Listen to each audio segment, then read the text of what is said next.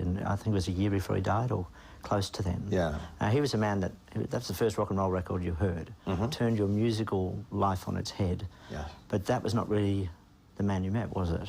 No, I mean, Elvis Presley changed everyone's life. I mean, there would be no Beatles, there would be no Hendrix, there would be no Dylan.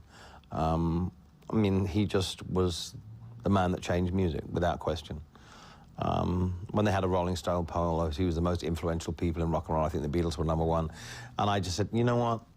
No, Elvis was '1. Without Elvis, groups would never have picked up guitars. I know he was influenced and drew his influence from gospel and blues and country music and black soul music, whatever. But he was the king, and he was the one that started it all. And so when I first saw him, I was a little boy in a barber shop in Pinner Green, and I looked at an old Life magazine, and there was a picture of him, and I thought it was from Mars or something. And then that weekend, my mum came home with Heartbreak Hotel, and that changed my life. I saw him in Las Vegas when he was fantastic at the Hilton, but the only time I ever met him was very briefly before he went on stage in Washington, D.C., a year before he died, and it was very sad. And but even though it was very sad, even on stage, my mum was with me. My mum said, well, he's not going to be alive much longer, is he? It was typical.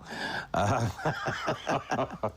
she was sad. She was really sad, because I mean, that was her idol, and my idol. And but even though he went through the motions and was not really there at the scene of the end of that concert, there were still flashes of brilliance, even though he was hugely overweight, and just mostly when he actually sung a couple of lines, it was magical. You don't lose that magic, no matter how fucked up you are.